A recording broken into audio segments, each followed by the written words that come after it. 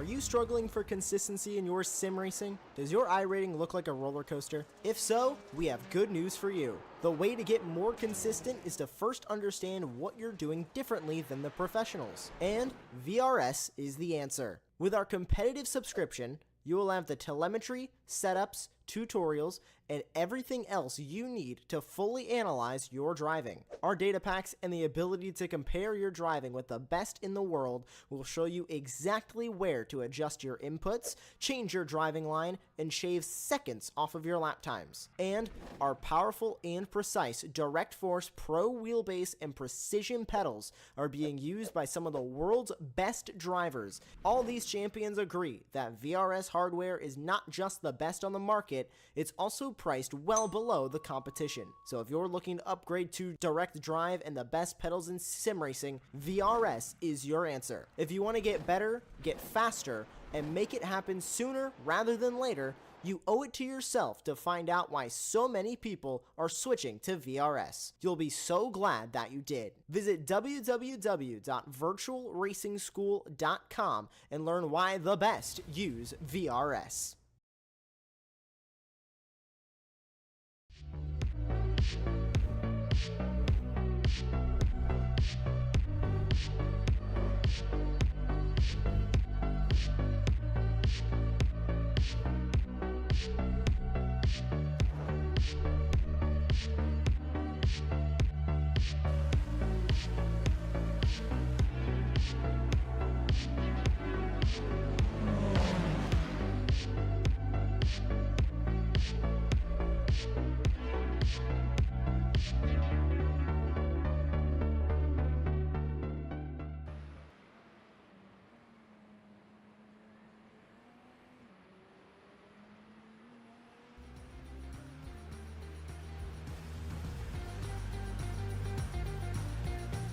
Greetings, race fans, and welcome to Apex Racing TV's presentation of the Radical Esports Cup. J.R. Gregory here with you on the call. Next to me in the commentary booth, as always, my partner, Racing Ron Mons, and working the cameras, showing you the replays and all of our graphical goodies here on Apex Racing TV, our friend and colleague, Joshua Wilkie in the production carrier. The star of today's show, the Radical SR10, 425 horsepower, only 725 kilos, no traction control, no anti-lock brakes. And folks, we are showing the top split of the public server at today's time slot. It's 2100 GMT, as we do every Friday. So this is not a league event. This is not a private event. If you would like to give these radicals a whirl and join us here on Friday, every week, you can have a chance to appear on Apex Racing TV. And I will tell you that mastering this car, it is a handful, will make you better at any car that you drive. We are here in week 11. The finale will be next week. Week 12 will be at Donington Park. But for today, as you can see, Mount Panorama, we are at Bathurst, a wonderful, incredible track with an 85-year history. Folks, this is technically a street circuit. These are public roads, and I understand there are actually some homes up here on Mount Pano that can only be reached by driving on the track. So when that lottery win comes through for me, you can find my address on Skyline Drive. Our current configuration, 23 turns, 3.8 miles or 6.2 clicks, an elevation change of 174 meters. That's 571 feet. Similar to the elevation change at Laguna Seca stateside. And of course, this track is host to the Australian Supercars, the 12-hour endurance event that is in the past in real life. And as many as you know, it starts here in just over an hour, the first session on iRacing special event for the 12 hours. So an iconic, wonderful track and a great place to wheel these radicals. And Ron, I think these radicals do fairly well here. They can be a little loosey-goosey, and you got to be cautious on the curbs. But what kind of action do you think we're going to see here today? Well, the action we're seeing right now is some very quick lap times. Lamba at the top of the running order, he just shot up there at a 1:58.6. We're seeing quicker times right now in this qualifying session with these radicals than we've seen in some GT3 races here in the past. It just shows you how quick these guys are hauling these radical SR10s around this track. It's a circuit that is still very, I'm trying to look for the words, it's very traditional to how the track was when it first popped up in the World Sphere. The only main change to to the layout was actually the addition to the chase there, adding turns 20, 21, and 22. That chicane there, that'll break up that long back straightaway. Originally, the Conrad straight ran all the way through until the final corner, Murray's corner, with that shark tooth curve. I've called it numerous occasions. I remember it had to have been about 2 or 3 seasons ago now, practicing in these Radical SR10s and beaching myself on those curbs a frustrating amount of times. This is a very tricky combination. Awesome if you get it right. It feels so rewarding. Just kissing the inside of those barriers, going through this section here between turn 11 and turn 18 of Forest Elbow. It kind of feels like you're just careening down the side of a hill, which basically is what you're doing, but still an awesome combination, a very fast one, but one that I think is going to lend itself to some fantastic racing, especially see some great slipstreaming opportunities around this track, especially on the long straightaways between Hell Corner turn 1 and then Griffin's Bend turn 2, and then going down this long Conrad straightaway. There's plenty of overtaking opportunities for these drivers and plenty of opportunities that these drivers are going to use in this upcoming race. Yeah, absolutely, Ron. And we're running short on time as qualifying is winding down here, but I can tell you our top 5 on the season: Daniel Lamba, John McCutcheon, Andreas Friedrich, James Berry, and Kjetil Larsen. They are all here. So these are the top 10 Radical, 5 of the top 10 Radical drivers in the world are going to be showing their craft here on Apex Racing TV this afternoon. So as always, you're going to see some fantastic action. And as Ron said, some interesting drafting opportunities down that long downhill straightaway. So here is your starting grid. It will be Lamba next to Barreto in row 1. Philip Vandenherk, we haven't seen him in a while, but has put down a pretty good qualifying lap to land on P3. John McCutcheon next to him. Friedrich and Kyriakopoulos putting down a great qualifier, will be in 5 and 6. Franco Sanchez and Jorge Gonzaga, one of our frequent flyers there, in 7 and 8. Kjetil Larsen, as I mentioned, in the season top 5 currently, next to Lucas Rees in row 5. In row 11, James Berry, our season top 4, is kind of falling out of the podium positions. Maybe he can scratch something back here today next to Leon Hernandez. Zuccarelli next to Hulken in there in 13 and 14. And Daniel Gallus will be next to Berger there in the back row as we wait for the lights to come on. And remember, no pace lap here, and with no traction control, it can be a challenge to get these Radicals off the line. Looks like the grid is filling a little slowly here, but the launch here really can make a difference. And as we saw last week, I can't recall who it was, but one of the drivers was clutch master and managed to pick up about 5 positions before turn 1. So launch incredibly important, and on this track with passing opportunities can be few and far between, really critical to get a good start. As important as that start is, you have to focus on going through turn 1. We saw in the S1 Racing GT3 Sprint Series here on Apex Racing TV earlier on in the week when we had about half the field with 5 cars taken out of the race, only 1 corner in. So heading through turn number 1 is going to be incredibly important. Just trying to get through clean here on lap 1 is going to be vital for these drivers trying to take the checkered flag. All right, and here we go. I believe we're riding along with Lamba here in P1. Gets off clean. He's going to have the inside. Actually, he doesn't even need the inside. He got such a good launch. He'll take the traditional line through turn 1 for the first time. Looks clean so far. Not a lot of side-by-side action. Ooh, somebody going straight off there. He's stopping by the hot dog stand, and just, instead of racing, apparently, Gallus there just decided to give it up. Maybe a computer or mechanical problem there, but so far, very, very clean. Not a lot of side-by-side action. It's Lamba from Barreto, from Vandenberg, from McCutcheon, from Friedrich, and from My Timing Tower, that is how they qualified. So these Radicals are going to start this one nose to tail as they head into Quarry Corner for the first time.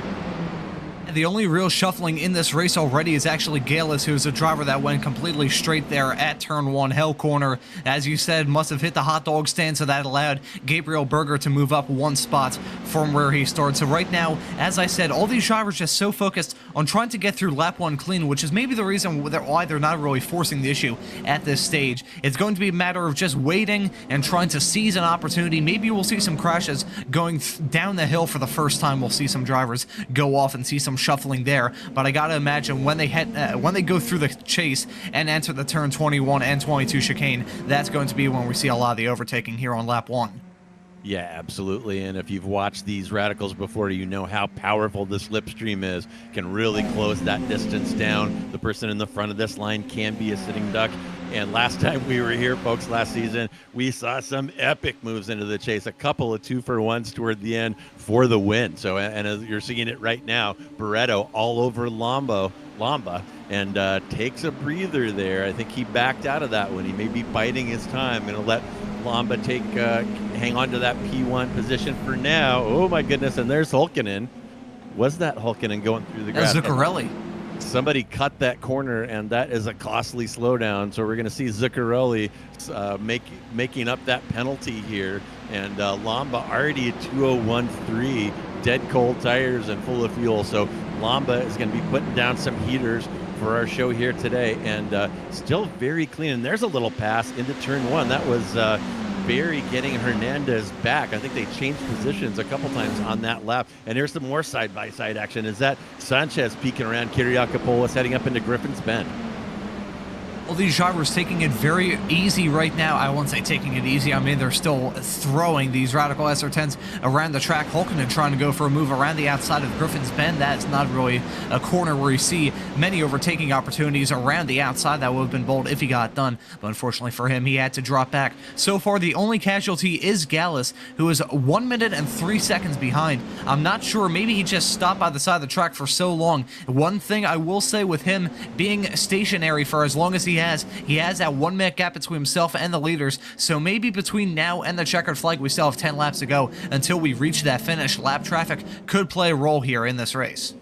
Yeah, fairly unusual for back markers to get in the way here on these short sprint races. But yeah, you're right, Ron. Gallus is going to be getting reeled in here. You see him there at the bottom of our leaderboard in blue, but I'm not sure what the gap is between he and Lamba. Probably a minute or less at this point.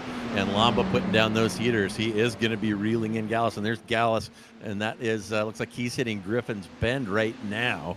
That'll give us an idea on how far the leaders are behind him. And it looks like Barreto has taken Lamba this time down the straightaway, and there's Lamba getting on, or Barreto actually approaching the front straight here.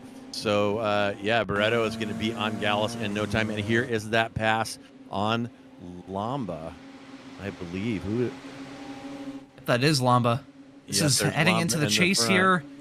That's done well before the corner. That just shows you how powerful the slipstream is in these Radical SR10s, that he got the move done well before they even hit the brakes or even tried to steer into that section, though. But I think that this just 150-mile-an-hour game of leapfrog may continue here as Lamba is closing here, heading into turn number 2. Is he going to go for the move? No, he's going for the bump draft there. That was banned from the Radical Americas and Europe race that we saw here on Apex Racing TV last Sunday, but it is on full display here in the officials. So the two drivers at the front bump drifting heading into turn number 2. Yeah, and gotta wonder, Ron, if Lamba just wants to bide his time and just kind of sit behind Barreto until the end. I mean, really, the last lap seems to be the decider on a lot of these back and forth position swaps as these things unfold. And I think Josh is going to spool up here Gallus's stop at the hot dog stand here there in Hell Corner. Not really sure what went on with him.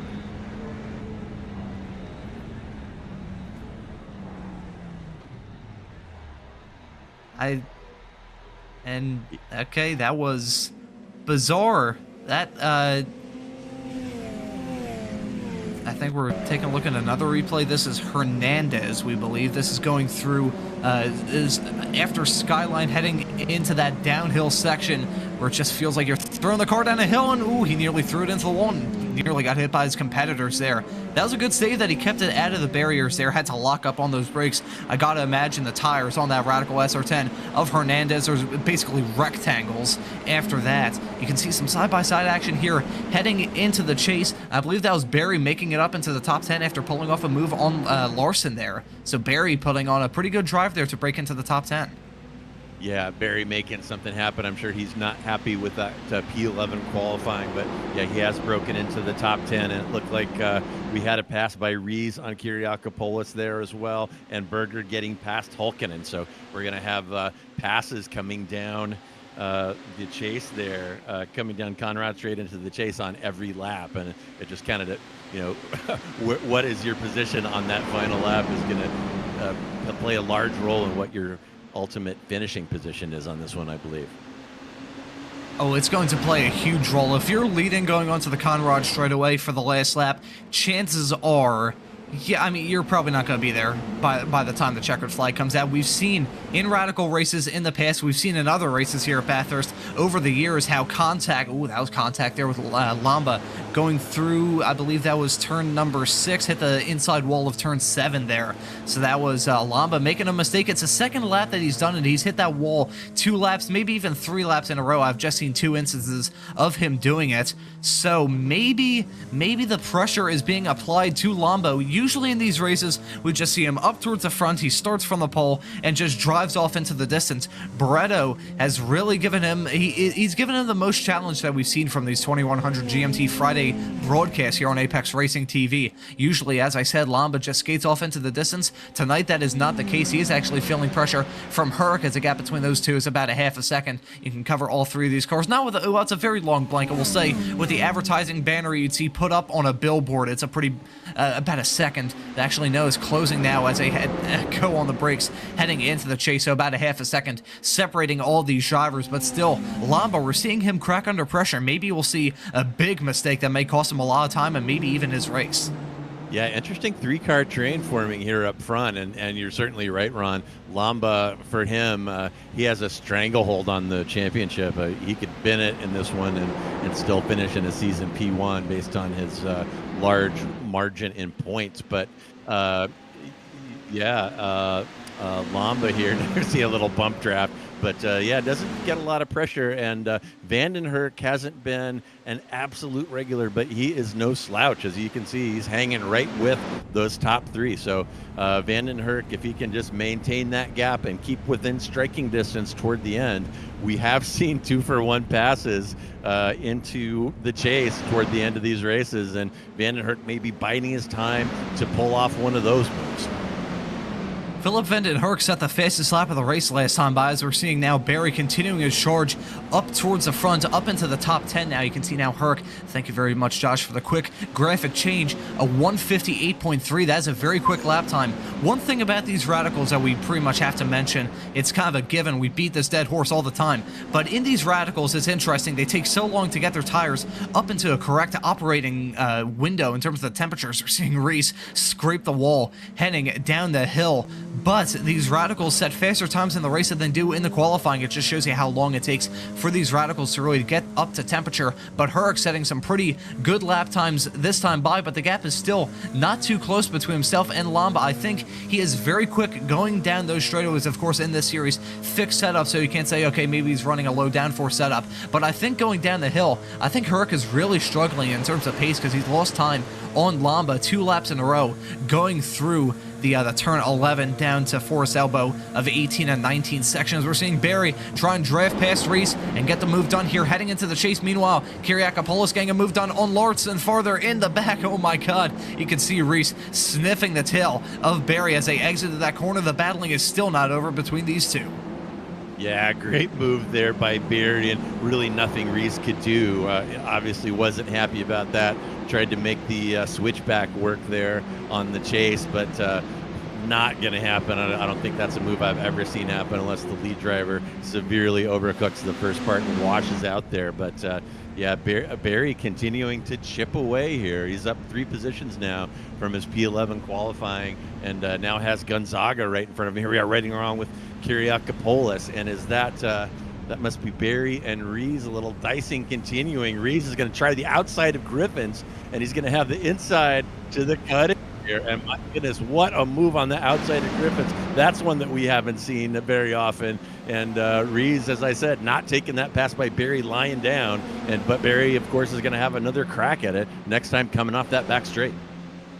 A lot of the historical Radical heavy hitters, not just the ones from this season, but the ones from my time, nearly a year long at this point, covering Radicals here on Apex Racing TV. Reese once again scrapes a barrier. You can see the white puff of smoke from the tires and the paint being scraped off of that barrier. And again, was that a little glitch there? I think it looked like a small gap between himself and the barrier there, but still Reese is pushing the absolute limits, trying to hold off any sort of challenge he can from James Barry. The gap between himself and Gonzaga there in P7 and P8 is increasing increasing quite a lot, about 3 seconds, a little less than 3 seconds, separating the two of them at this stage, but just shows you how hard that Barry and Reese have been battling. So Barry, I gotta imagine feeling a little bit frustrated being stuck behind Reese. We saw these two battling for wins not very long ago in this season, so the fact they're battling for a top 8 really shows you the vast change in the schedule as Barry getting a move done here with the slipstream. We'll see if Reese can try and challenge him going into the chase for this time, but there you go, Barry getting the move done. The slipstream so powerful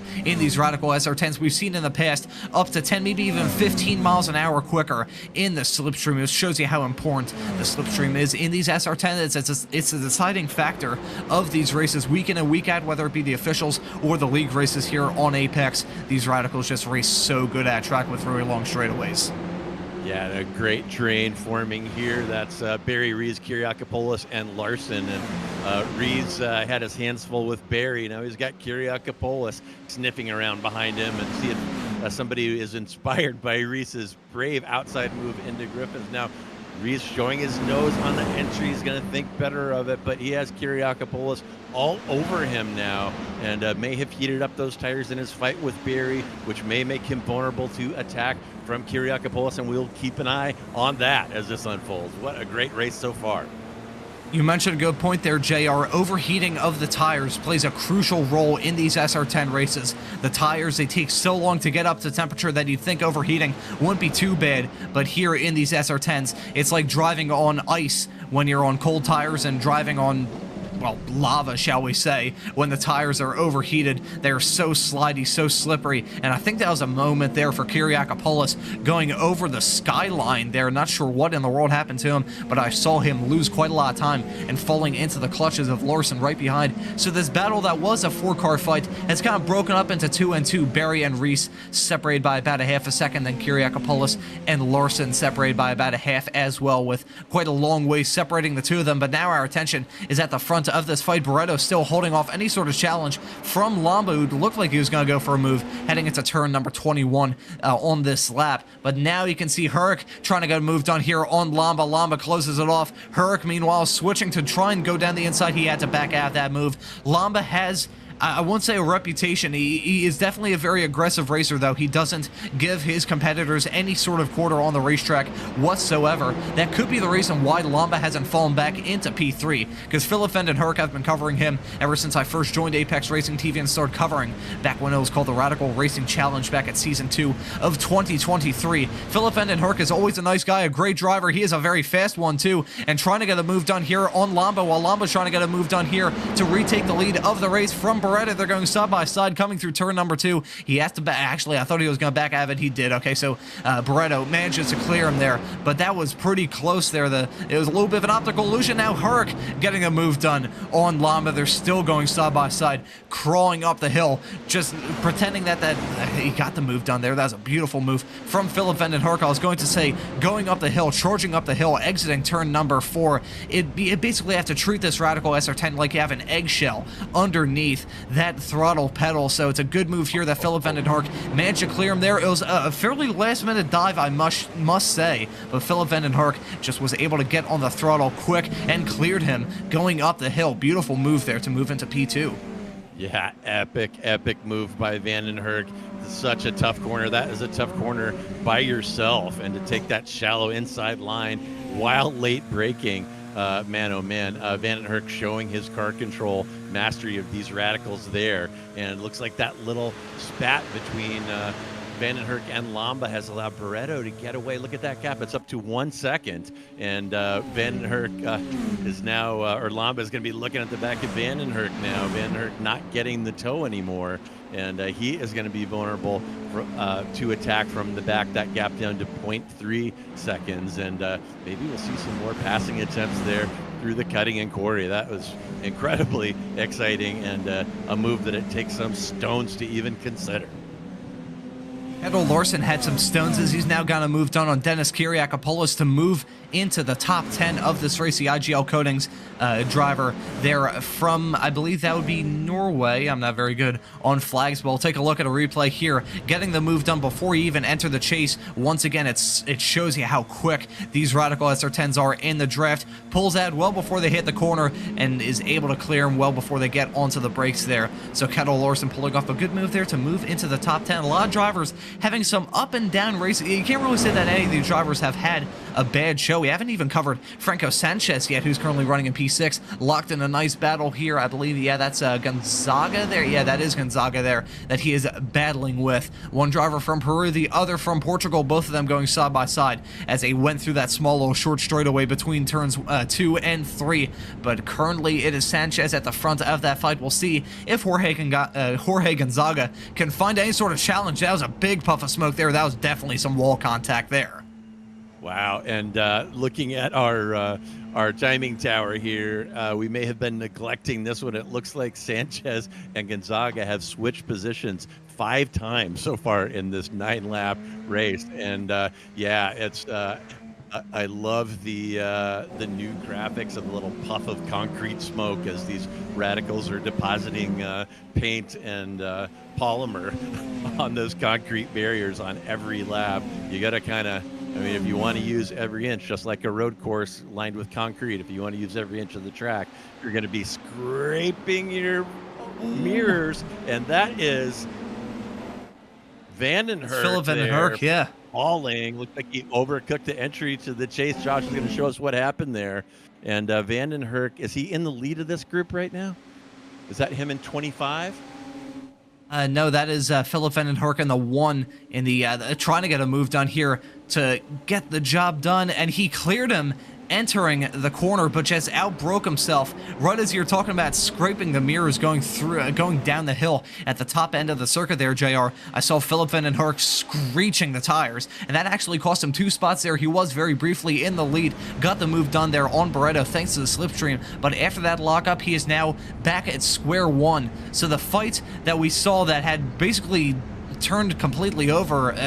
We saw Lamba dropping back like a rock, Barreto briefly moving into P2, and Herc there at the front. It's now swapped. It's reset to how it was not very long ago with Barreto, Lamba, and Herc completing your podium positions right now. I gotta imagine, are we going to see that battle heat up once again? I'm sure Herc is not very happy after that lockup. I think he's going to be a man on a mission in this next lap and a half.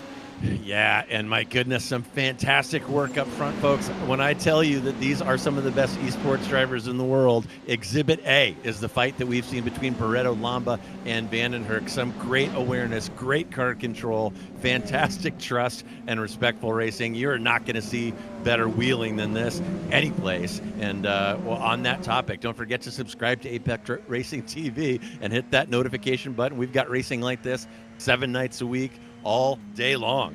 So definitely you want to hit that notification button so you don't miss anything. And here we are riding along with Vandenherk, similar position as he was last time through. And you know he's going to want to make something happen here, looking ahead to Lamba. Lamba covers the inside and no swap. This time it's going to be Barreto from Lamba, from Vandenherk, and beginning lap 11, only 2 more to go. And is Barreto vulnerable being in the front of that train on the last lap? Ooh, we're seeing the battle continue here between Kyriakopoulos and Larson, now with Reese involved. I think Reese had some kind of mistake because he's dropped back like a rock. He was challenging Barry there. They were battling in P8 and P9. Now he's dropped out of the top 10. He is running behind these two. So not sure what in the world happened to Reese, but he is a very hard racer. Some mistakes can happen for him. Ooh, we're switching our attention now to the front of the field. Now it's Herc trying to go for a move around the outside. Ooh, nearly going 3 wide, heading into turn number 2. That would have been very bold. Herc wasn't able to clear Barreto. He's not able to get the move done on Lamba either, but he gave it the good old college try there. Meanwhile, Jorge Gonzaga and Sanchez nearly going side by side, entering turn number 2. Those two have swap positions all throughout this race. Kettle Larson and Kyriakopoulos. Oh, Kyriakopoulos is in the wall. That definitely broke some suspension there. That was some massive contact there for the driver from Switzerland. A little bit of argy-bargy action between the two of those, but I will say in this race that, as you mentioned at the start of the show, JR, that is on technically a street circuit, the fact that it took until lap 11 to see a battle come to blows is really unbelievable. I'm shocked that these drivers kept it clean and kept it as respectful as they did for so long. Yeah, and here's Kyriakopoulos in the 8 car. He has the outside entry here, and is he going to get some help? Yep. Ooh, just Reese. a touch of help from Reese with elbows out. That is pretty hard hit there, maybe a little over the line. Oh, and did Reese give that back? Reese may have given that position back or made an error there, but Reese certainly at least owed an apology for that hit on Kyriakopoulos, and Kyriakopoulos will get that position back. And again, here we are at the front. It's Beretta from Lamba, from Herc, and Barreto managed to get a gap going over the mountaintop and hit that position is safe for now. But Barreto is going to take the white flag this time around, coming onto the front straight right now. So what is going to unfold here in this incredible afternoon of racing? Will Barreto be able to hang on to that P1? Meanwhile, we're going to go back and take a quick look here. Here is Rees again. And oh my goodness, bang. And that is a headache. He hit the tires and not the concrete, but that Radical not looking very happy after that high G incident up there coming down off of Skyline. And my goodness, these things start rotating and there's just kind of nothing you can do. And here's Van Hert going around the outside, trying the outside on Griffins. He's overcooked it. Oh, and what a save. I thought he was going to stuff that thing for sure as he was probing the outside of Griffins, trying to get past Lamba. And that may be Van Hert's last gasp.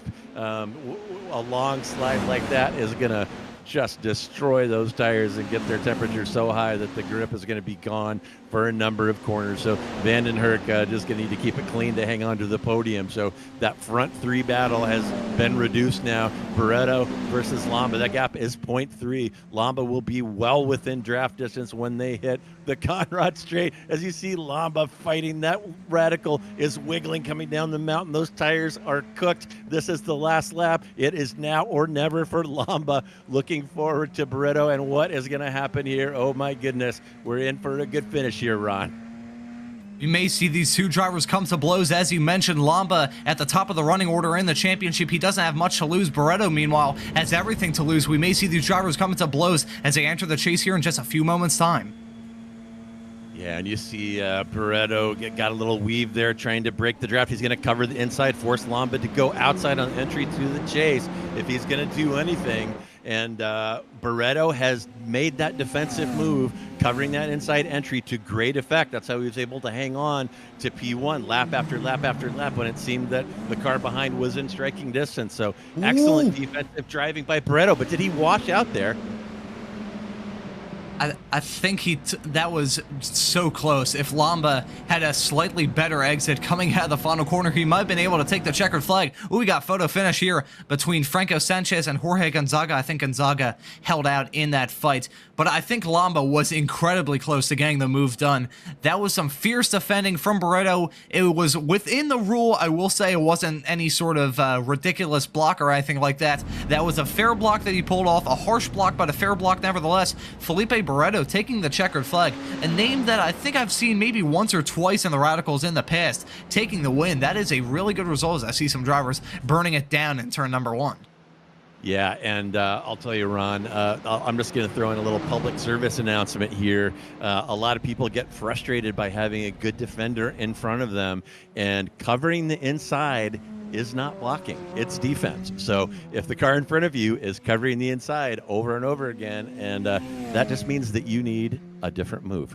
But in any event, what a fantastic race here today. We're going to have the results for you momentarily, waiting for Gallus to come around and take the checker. And Gallus must have put down some decent laps. We were speculating that he might get lapped here, but he did not.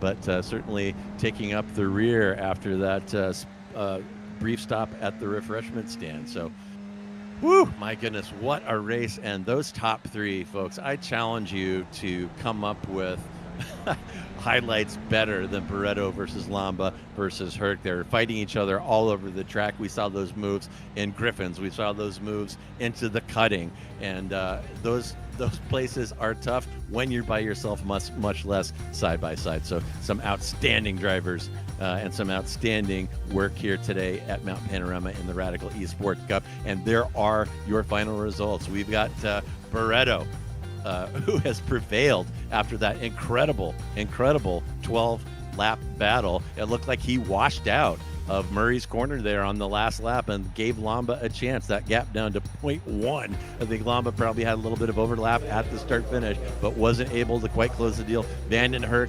gallantly tried to get up in the mix, but kind of overcooked there on the last lap, as you saw. So there is your top three. Then it's McCutcheon, Friedrich, Gonzaga, Sanchez, James Berry, who, he is the hard charger, having moved up 3 positions in this notoriously difficult to pass circuit here in Australia. Larson and Kyriakopoulos will round out your top 10. Then it's going to be Hulkinen, Rees, Zuccarelli, Berger, Hernandez, and Daniel Gallus. So, my goodness, that was a fantastic race, and we're looking forward to we're looking forward to next week, week 12. The finale will be at Donington Park. These Radicals will return to the motherland of their invention and strut their stuff on Donington, which should be pretty well suited. Those sweeping high-speed corners, very well suited to these Radicals. And we are going to fly right out of here, folks. I got to tell you that Josh and I are about to hop into a 992 GT3R and take on the 12 hours of Bathurst Ironman style, driving 6 hours apiece. So we're getting in here in a couple minutes, and when the race is over, it's going to be about 2:30 my time. So wish us luck, and thank you so much for joining us here today. Don't forget to check in next weekend, next Friday, 2100 GMT, for the season finale at Donington Park. So I am J.R. Gregory, for myself, for Racing Ron Mons, and for my upcoming Enduro partner, Josh Wilkie. Thank you so much for joining us. Happy Friday, and have a fantastic weekend.